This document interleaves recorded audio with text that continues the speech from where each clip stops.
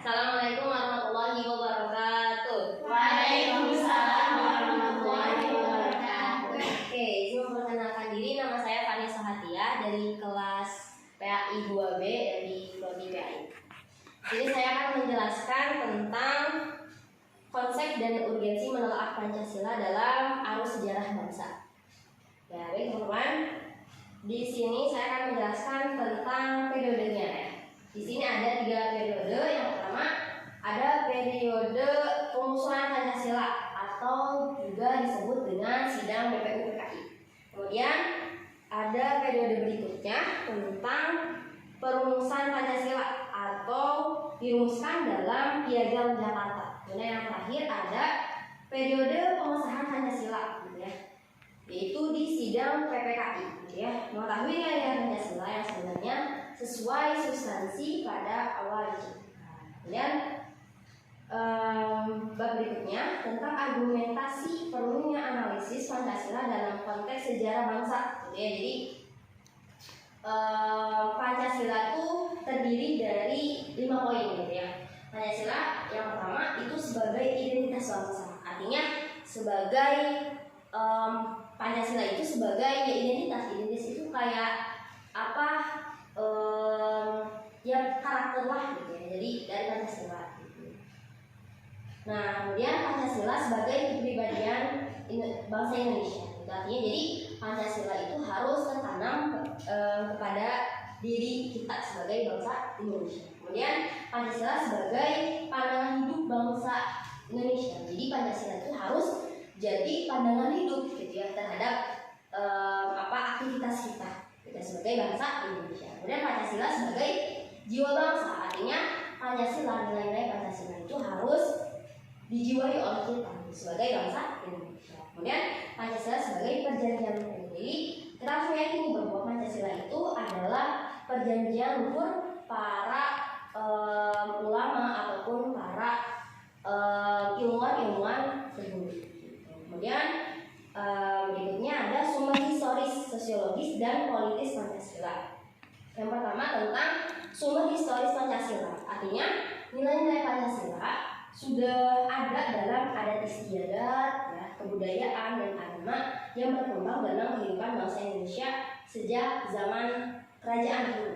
Kemudian Pancasila gitu, sebagai sumber sosiologis, gitu ya. Sosiologis berarti perihal ketuhanan, kemanusiaan, persatuan dan kerakyatan, gitu, secara sosiologis. Telah ada dalam masyarakat Indonesia sejak dahulu hingga sekarang. Misalnya yang kita tahu bahwa Indonesia itu erat dengan kata atau sifat gotong royong, gitu ya, dimana ketika ada satu orang yang membutuhkan pertolongan, yang lainnya ikut membantu.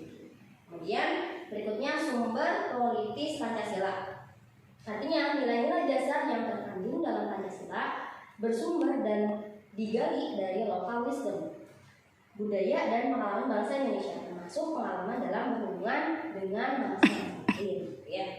Kemudian berikutnya dinamika Pancasila dalam kajian sejarah bangsa Indonesia.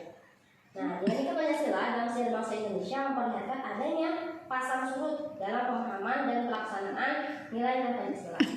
Jadi pertama, pada tahun 1960 itu Nasakom atau Nasakom, gitu ya, itu lebih populer, gitu ya, ketimbang Pancasila. Itu Nasakom itu adalah salah satu ideologi.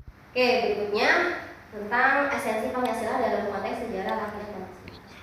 Artinya dasar filsafat negara, gitu ya, sesuai dengan Pancasila. Nah, alasannya filosofis, berdiri suatu negara dan setiap produk hukum di Indonesia harus berdasarkan nilai Pancasila. Jadi berdirinya Pancasila juga, berdirinya suatu negara, gitu ya, artinya negara kita, negara Indonesia ini ya berdasarkan Pancasila, gitu ya. Kemudian isinya juga isi-isi pemerintahan, artinya hukum-hukum yang ada di Indonesia ini, gitu ya, itu juga harus berdasarkan Pancasila, nilai-nilai Pancasila. Kemudian pandangan hidup bangsa, gitu ya, dari nilai-nilai agama, gitu ya, budaya dan adat istiadat itu harus merujuk lagi kepada Pancasila, gitu. Kemudian, nah yang terakhir ini adalah urgensi Pancasila dalam konteks sejarah lahirnya Pancasila, gitu ya. Yang pertama, gitu ya, betapapun lemahnya pemerintahan suatu rezim, tetapi Pancasila tetap bertahan dalam kehidupan berbangsa dan bernegara. Jadi sejelek-jeleknya apapun gitu ya pemerintahan, gitu, bobrok-bobroknya pemerintahan, nah Pancasila ini akan tetap bertahan gitu ya dalam kehidupan berbangsa dan bernegara. Kemudian betapapun ada upaya untuk mengganti Pancasila sebagai ideologi bangsa, tetapi terbukti Pancasila merupakan pilihan yang terbaik bagi bangsa Indonesia.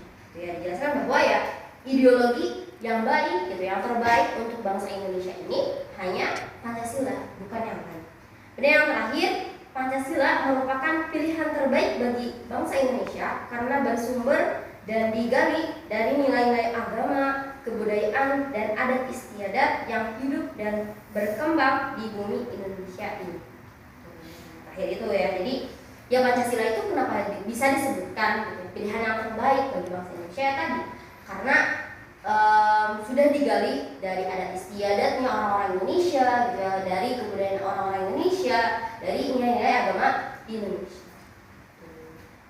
Baik, sekian dari saya, semoga apa yang tadi disampaikan bisa bermanfaat untuk kalian semuanya.